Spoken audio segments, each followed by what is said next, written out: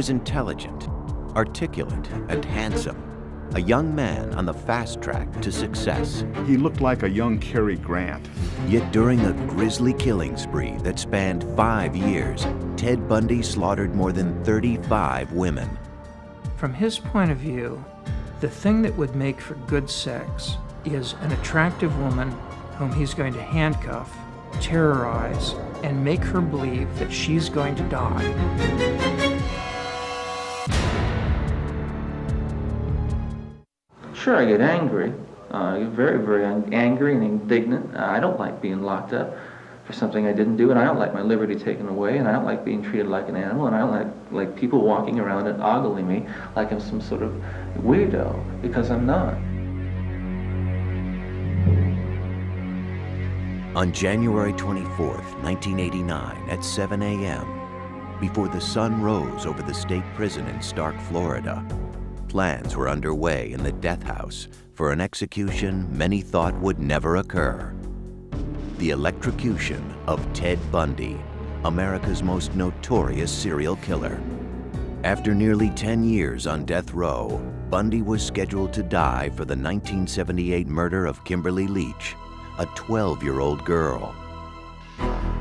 Yet he admitted to killing more than 30 others in a grisly bloodbath that took him through Washington State, Oregon, Utah, Idaho, and Colorado.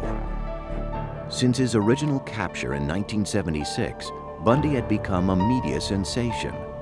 I'll plead not guilty right now. America was mesmerized by the former Boy Scout, college graduate, and law student who, as a rising young Republican, was even a shining star in Washington state politics. The Ted Bundy we knew, before there were any accusations, any charges, any arrests or anything, was a very nice guy. He was a friend of ours. We didn't think he was strange or different. Once he was arrested, Bundy taunted the system. He escaped twice from Colorado prisons while awaiting murder trials there. After his arrest in Florida, he showboated, acting as his own counsel while rapt groupies devoured his every move. He was like a movie star, and if he'd look around, they'd all giggle and nudge each other. And I thought, it never occurs to them that if he were free and he met them on a dark night, they're just the type of potential victim he would be looking for. But Bundy's natural cockiness was now gone as 2 guards led him to the death chamber. Bundy seemed very resigned to his fate. Bundy seemed startled when he saw the electric chair. Outside the jail, a crowd estimated at 500 avidly awaiting news of his demise chanted slogans like, "Burn, Bundy, burn." They ran electricity through his eyes. 4, 3, 2, 1. At 7:16 a.m., an anonymous executioner pushed the button. 2,000 volts surged through Bundy's body. Within 60 seconds, one of the worst serial killers of all time was pronounced dead. When we came out after the execution, it was almost a carnival atmosphere on the part of some of these people. Cheering, blowing of horns, celebration. He'd had an easier death than any of his victims. Some 35 women may have fallen prey to him. Only he knew the real number, and he carried that with him to his grave. Police believe Bundy's killing spree had begun in 1974, when he was 28 years old, studying law and living adjacent to the University of Washington in Seattle. He made a very, very positive impression. He was very verbal, articulate, intelligent. I guess if I were to characterize him, he looked like a young Cary Grant. But at that time, no one could guess that this clean-cut and good-looking young man was about to begin a series of rapes, tortures, murders, and dismemberments that would shock the world.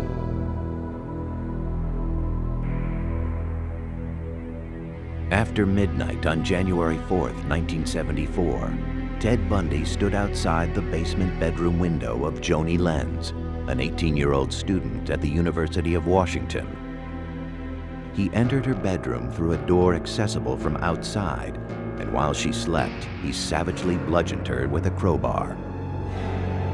The next morning, Joni was found surrounded by a pool of blood. A bed rod had been torn away from her headboard, and in a sexual frenzy, rammed into her vagina. There was a specific reason why Bundy singled out Joni. It was a physical characteristic she shared with almost all of his victims. She wore her hair long and parted in the middle, but it would take years before the police understood why that moved Bundy to murder. Linda Ann Healy was a senior at the University of Washington, majoring in psychology. On January 31st, 1974, after Linda had gone to bed, Bundy broke into her room. He knocked her unconscious, wrapped her in bed sheets, and quietly carried Linda out of the house. Her scattered body parts and decapitated skull wouldn't be found for a year.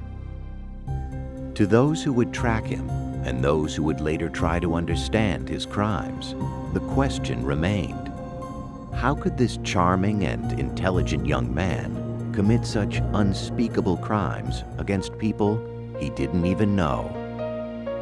They are things. They are victims. They are not women. And I never heard him really use the term women or females or anything very often. He referred to them as things, as objects. The other person's life doesn't have value, since he doesn't see her as a real person with real needs. And if anything, the idea that investigators and the community will be shocked and the parents will suffer just makes it all the more exciting, because he's getting even. Yet somehow Bundy, like other serial killers, was able to keep the murderous rage hidden inside of him secret. To his friends, family, and colleagues, he seemed very well adjusted. Nice person. And he was a person that we socialized with, and we knew a little bit professionally, and I thought was really an up-and-comer, somebody who was going to do well in life. One of the very important aspects of the facade that he built was one of great sincerity. He literally oozed sincerity. Yet appearances can deceive, and Ted Bundy was a master of deception.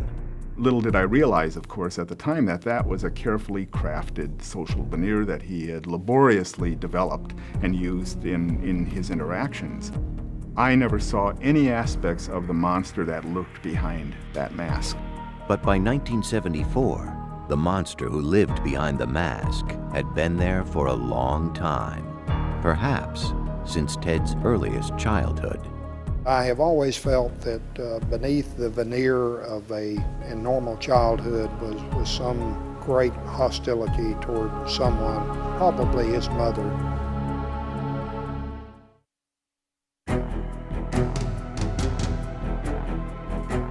Police believe that in 1974, Ted Bundy embarked upon a series of grisly murders that began in Seattle, Washington, and over a period of 5 years spread through Oregon, Utah, Idaho, Colorado, and Florida. His rampage took the lives of at least 35 young women. When he was arrested in 1976, one of those most steadfast in his defense was his mother, Louise Bundy. She would continue believing in her son until his execution in 1989. My Christian upbringing tells me that to take another's life under any circumstances is wrong. And I don't believe the state of Florida is above the laws of God. Louise is a petite woman, a very nice woman. She was in denial until the night before Ted was executed, when he told her the truth. Many experts believe the seeds of Bundy's rage were planted in his childhood. He was born Theodore Robert Cowell on November 24, 1946, in Burlington, Vermont. His mother, whose maiden name was Eleanor Louise Cowell, was a prim, modest department store clerk who had come to Vermont from her home in Philadelphia to give birth to her child, a child born out of wedlock. Ted was born illegitimate. He was born in a home for unwed mothers. His mother, I think, was about 23 then. Soon after his birth, Eleanor took Ted back to Philadelphia. It was the beginning of a tragic charade. As he grew, Ted was told that his grandparents were his mother and father, and that Eleanor was his older sister. From an early age, Ted sensed he was living a lie. And there were other problems at home. Eleanor's mother had a history of clinical depression, suffered panic attacks, and was eventually treated with electroshock therapy. Her father, Samuel Cowell, was known to be an extremely violent and frightening individual. Sam Cowell was evidently a man with maniacal temper, who read pornography, who tossed his daughters down the stairs if they slept too late. As he grew into a young man, the confusion over his relationship with his mother would weigh on Ted. Even at the age of 3, there were signs that he was not a well-adjusted child. His teenage aunt was taking a nap, and she woke up to see that he had taken all the knives out of the kitchen drawer and arranged them around her body with the blades pointing toward her. His mother, concerned with this behavior and trying to escape the control of her father, moved with Ted to live near her uncle Jack Cowell and his family in Tacoma, Washington. In later years, Ted said that it was devastating for him to leave Sam, the man he thought of as his father. In Tacoma, Eleanor went by her middle name Louise and worked as a secretary at the Council of Churches. One evening, she met a hospital cook named John Culpepper Bundy. Louise married him a year later, and her son finally had the name he would carry through life, Theodore Robert Bundy. But Ted was never close to John. He had a lot of conflict with his stepfather, looked down upon his stepfather because his stepfather didn't have a high enough station in life. Despite his new name, Ted still considered himself a Cowell and was drawn to his great-uncle Jack, a cultured music professor at the University of Puget Sound in Washington. Ted wanted to be just like him. It was very important for him to be someone special, to be recognized in some way. Over the next 10 years, John and Louise added 2 brothers and 2 sisters to the Bundy family. But Ted had little to do with them or their father. He had a Boy Scout troop, but Ted would never go camping. He just seemed to remove himself from any connection to his stepfather. And if there was no connection at home, there was even less at school. His junior and high school friends described Ted as very shy. He suffered from stuttering, and he did not date at all. He really didn't date unless it was a Sadie Hawkins dance where the girls asked him.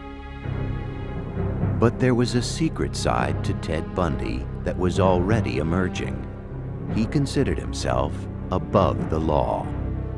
By the time he was 15, he had become an expert shoplifter and was a suspect in 2 burglaries. Grandiose narcissism, the ability to outwit the police, the ability to, flaunt authority, the ability to shoplift. All of these things helped confer on him this sort of narcissistic sense of specialness and entitlement. His relationship with women also changed for the worse. He became a peeping Tom, sneaking through the night to peer into the windows of young girls. More significantly, there have always been suspicions that at the age of 15, Ted Bundy became a killer. Ted carried the morning newspaper when he was 15. Along his route, there was a young girl named Anne Marie Burr. Anne Marie was 8. Ted knew Anne Marie. She took piano lessons from his great-uncle Jack. On August 31st, 1961, Anne Marie's parents found her missing from her bedroom. The window was open a little bit, and it was in the days when you had a TV cable on the roof and you had to get it under the window, so they couldn't lock it. The front door was ajar. She was gone.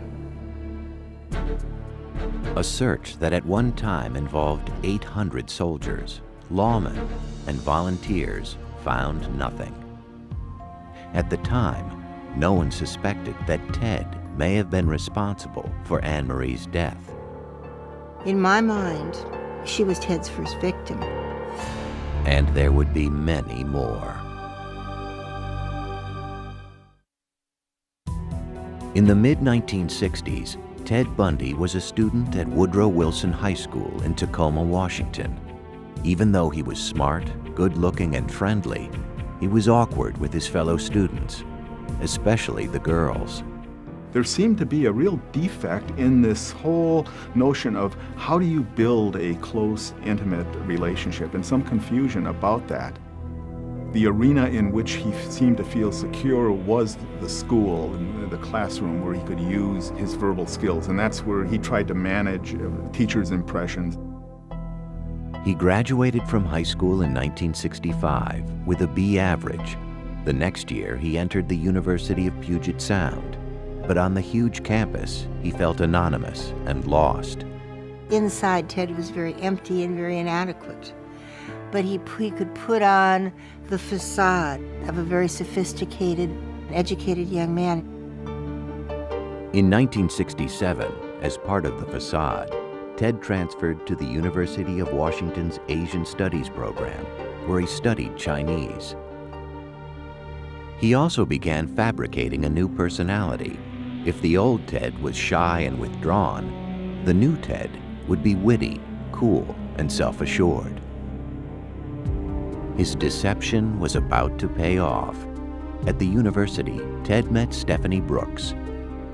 He was particularly attracted to her beautiful shoulder-length hair, which she wore parted in the middle. She was wealthy, sophisticated, and worldly. Everything Ted wished he was. He said, she's perfect, she's beautiful, she's wealthy. And I think to the degree he was capable, he was in love with her. They stayed together for a year. For the first time, Ted experienced an intimate sexual relationship with a woman. He was in love with her. But to Stephanie, they were merely college sweethearts. She saw no future in the relationship. She thought Ted was immature. Ted had become obsessed with her, but Stephanie told Ted their romance was over. She told him that he wasn't going anywhere, that he had no ambition, he wasn't organized, he couldn't make plans. Ted was devastated. With his world unraveling, he dropped out of school and decided to visit his relatives back in Philadelphia. His visit had a purpose. He had to answer the question that had always bothered him. Who was he? After checking records in Philadelphia, he traveled to Burlington, Vermont. There in City Hall, he learned something he had always suspected. He discovered that his mother was actually the woman who'd been passing as his sister his whole life. And that has got to rock the world of anybody to find that their roots are not what they thought. There was a great deal of turmoil around his own self-identity and who he was. By all accounts, when he found out that he was an illegitimate child, it was devastating. This man was badly betrayed by a woman, his mother, and learned of that betrayal at the very period when he's still reeling from the rejection by his girlfriend, his first love. Many who have studied Ted Bundy feel it was now that he decided to take revenge on the women he felt had destroyed his life. With an icy resolve, he returned to the University of Washington, took a room nearby, and began studying psychology. He excelled in all his classes and seemed rejuvenated with a new purpose. And whatever demons raged inside of him, Ted Bundy kept them well hidden. Many people like him have an ability to create compartments in their lives. And this entity, this demon, this depraved monster lived in one of those compartments. As far as anyone knew, Ted's life seemed to be changing for the better. In 1969, he met Elizabeth Kendall, a young divorcee. They began a friendship and then a romance. Very smart, shy young woman. She came up here from Utah. They met in a tavern. She loved him. She loved him unabashedly. His relationship with Elizabeth seemed to work wonders for him, but underneath, he was seething and plotting revenge. If you really have a very negative core in yourself, there's this kind of envy, a need to destroy the beauty in others. And the first one on his list was Stephanie Brooks. He was secretly still talking to Stephanie, hoping to make her fall in love with him again, in order to hurt her, just as she had scarred him. To enhance his image, he became active in local politics, working on the governor's re-election campaign. I thought he was very smart, good at politics. He was good at what he did. He was friendly. In 1971, at the age of 25, Bundy was working in his spare time at the Seattle Crisis Center, manning the suicide hotline phones. Beside him worked soon-to-be author Ann Rule. He was kind. He was very good on the phone. And ironically, we saved lives together. Now, at that point, if anybody had told me that there was anything underneath this perfect surface, I would have said you're crazy. Because we were locked up all alone together in a 4-story Victorian mansion that looked like nothing so much as the house in Psycho.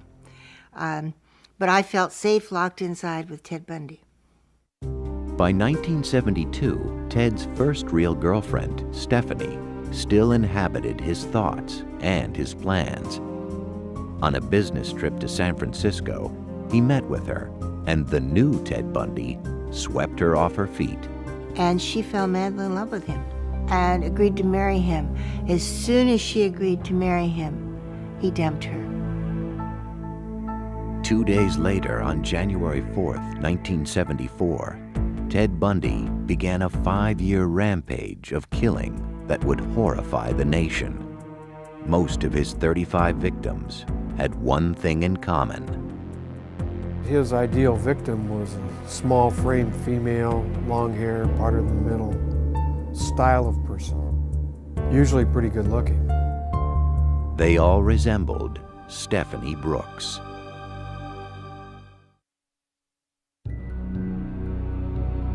On January 4th, 1974, just days after severing his relationship with Stephanie Brooks, Ted Bundy began his reign of terror. Over the next 6 months, 8 women disappeared from college campuses in Washington, Oregon, and Utah. I think he was looking for victims 24 hours a day. There were people that he specifically was scoping out, acting like a predator towards, and then there were those that were just happened to be at the right place at the right time for him. His first 2 victims were students at the University of Washington. People like to believe that it was someone from outside. There must be some depraved killer out there in the community who is coming to the campus. Little did we know that the killer was one of us. Even his girlfriend, Elizabeth Kendall, had no idea who Ted really was. From February through June 1st, Carol Valenzuela, Nancy Wilcox, Donna Manson, Susan Rancourt, Brenda Ball, and Roberta Parks all vanished. Nobody had connected any of these cases together. Different police jurisdictions, different states. This was a terrible mystery. I mean, how could these girls suddenly just disappear? One little girl was walking like 30 feet from the back of her sorority to another sorority, and boom, she's gone. How could this happen? Her name was Georgianne Hawkins. Years later, after his capture, Bundy divulged the perverse methods he used to stalk and capture so many of his victims.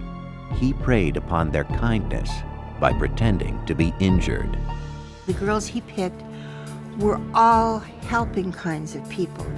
Here's this guy on crutches often, limping along, dropping his books, And he would ask young women, well, could you help me get these to my car? That was the ruse he used on Georgianne Hawkins. As she bent over to put his books into his car, Bundy grabbed a tire iron he had hidden. He hit her over the head and pushed her into the car. He would secure their hands in some fashion, either with handcuffs, strips of sheet, or leather. His seat was missing, so they could lay down in there and no one would ever see him. Bundy usually drove his victims into the deep woods surrounding Seattle. If they survived his attack with the crowbar, he would sexually assault them. From his point of view, the thing that would make for good sex is an attractive woman whom he's going to handcuff, terrorize, and make her believe that she's going to die. Later, on death row, he was asked what it was like to murder someone. And he answered, murder is not about lust and it's not about violence, it's about possession. When you feel the last breath of life coming out of the woman, you look into her eyes. At that point, it's being God. After he was through, he would discard them deep in the forest, but he would return later. He was going back over and over and over again to crime scenes. Not to just destroy evidence or anything, but to do things with those bodies. We suspected he took a whole body home with him because we had one victim that was totally made up with stuff that she never wore. Bundy's use of makeup is simply to make a victim more attractive, but apparently he didn't require it. He went back to decomposed corpses and still had sex with them. To the psychiatric experts who studied him, Bundy was unique, straddling two different categories of serial killers. He is both a sexually sadistic serial killer. He's also a necrophilic serial killer. The common characteristics are perversion, lack of conscience, and a willingness to sacrifice others' lives for one's own sexual pleasure. There's not a lot more to it than that.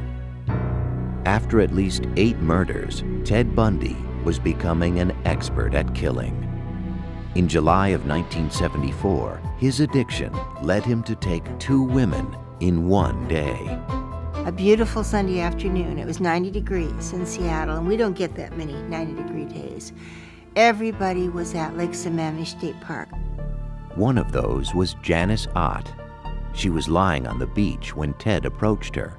He had his arm in a sling. He asked if she could help him tie his boat to his car. When she got up to go with him, she stuck out her hand like she was going to shake hands, and she said, "Hi, I'm Jan," and he said, "Oh, I'm Ted." Janice walked away with Ted and was never seen alive again. An hour later, Ted was back at the park. There were at least 4 to 5 other women who were approached between, say, 1 o'clock in the afternoon and 4:30. But something about Bundy must have put them off. Denise Nasland wasn't as lucky. At about 5 p.m., she walked to the restroom at the lake. She was there with her boyfriend, her dog, another couple. She left with the dog to go to the bathroom. The dog came back, but she didn't. After the disappearance of Ott and Nasland, witnesses who had met with the mysterious Ted at Lake Sammamish that afternoon came forward. A composite sketch of the man was circulated.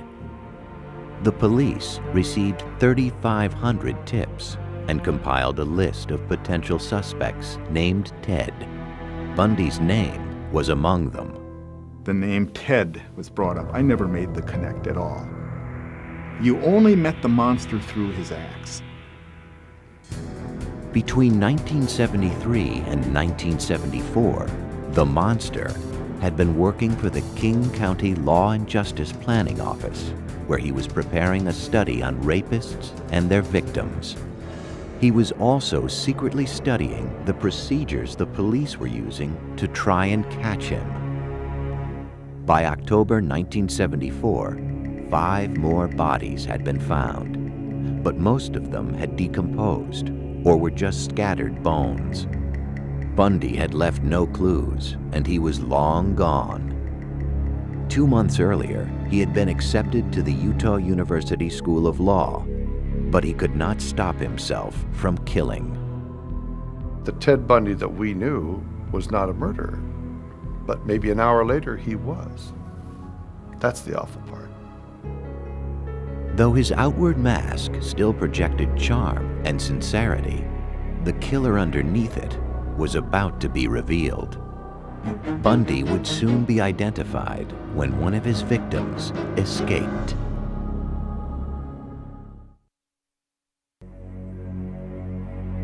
By early November 1974, Ted Bundy had murdered at least 11 women in Washington and Oregon, and 2 more in Utah, where he was now living. At the same time, he was studying law at Utah University. Probably could have easily become a lawyer if he hadn't been consumed with murder 24 hours a day. The thing is, with serial killers, they are addicted to murder. It's like any other addiction. People may try it first for a high, but you need more and more of the substance, and the substance is murder. But Bundy was about to make his first mistake. On November 8th, posing as an off-duty policeman, he tried to abduct 19-year-old Carol Duranche from a shopping center.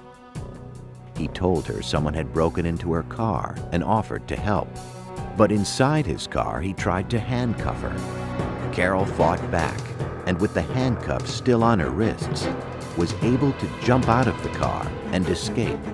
Here we have a living victim that's able to describe her abductor, describe the car, and also provide evidence with the handcuff that was still on her wrist. But the police still had no idea who her attacker could be, and Bundy was a master of disguise. He just looked different all the time. One time he'd have a beard, one time he'd have long stringy hair, one time he'd have a short haircut, and I think it varied with, what he was doing at the time. As 1975 began, Bundy widened his net to include Utah, Idaho, and Colorado. He killed 8 women between January and August, but there was no way to connect the murders.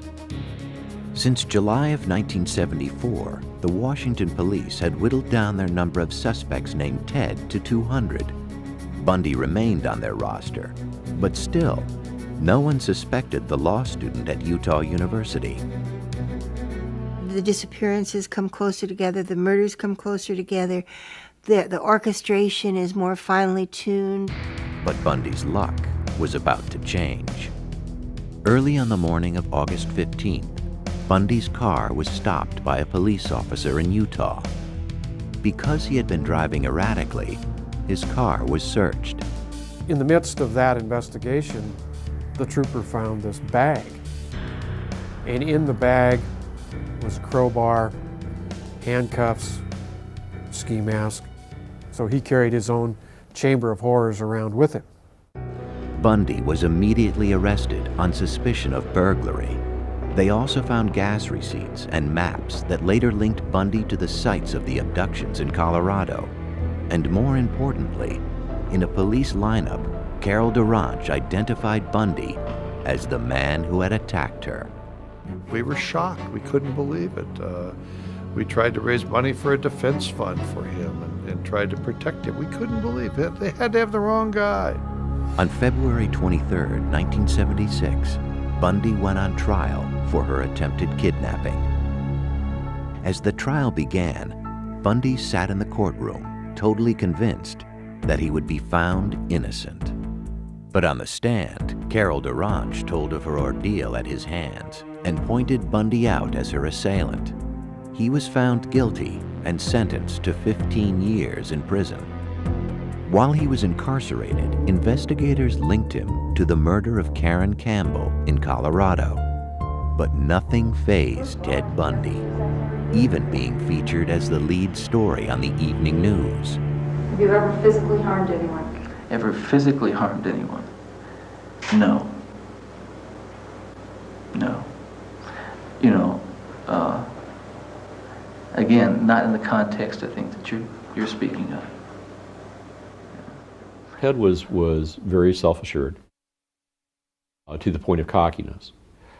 Even when the murder charges had been filed. In April of 1977, he was transferred to Colorado to await trial. There, Bundy fired his lawyers and was granted permission to defend himself in the upcoming case. Bundy had supreme confidence in his intellect, in his ability to beat the system, to work the system. Even if it meant avoiding trial completely.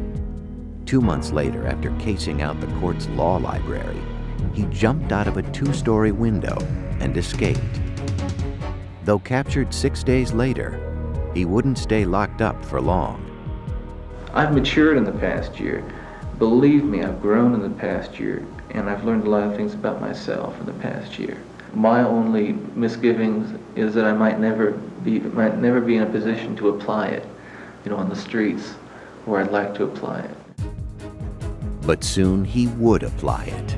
On New Year's Eve, 1977, Ted Bundy shimmied through an air duct of the Colorado jail and walked to freedom. He went through the top of his cell, down through the jailer's apartment, out into a blizzard. Free once again, Ted Bundy would continue to kill.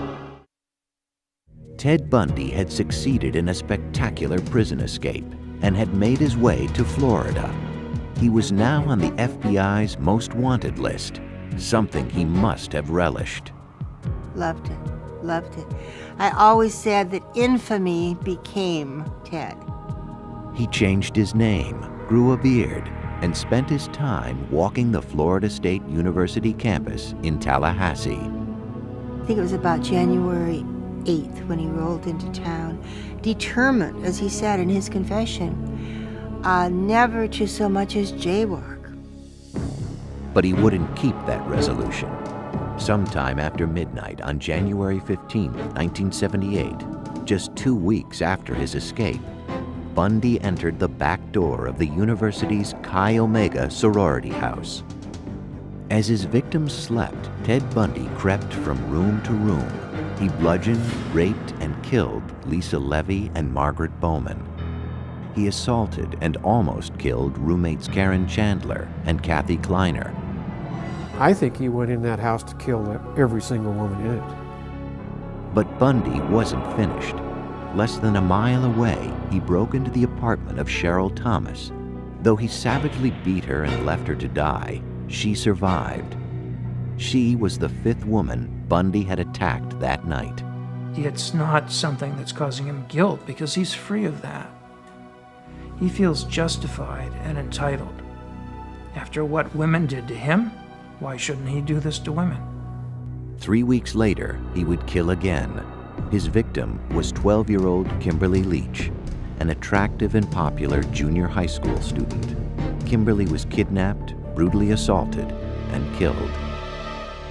On February 15, 1978, a patrolman pulled over a VW Bug that had been reported stolen. Ted tried to flee on foot. There was a struggle, there was actually a round fired, and the officer was able to bring Ted into custody. Bundy was arrested and identified. Over the following months, investigators in Florida gathered evidence that tied Bundy to Kimberly Leach's murder and the murders and assaults at the sorority house. Though other states sought to extradite Bundy, his first trial would begin in Florida on July 7, 1979. You going to represent yourself or are you going to get another attorney? I'm staying with the man I know best right now, and that's me.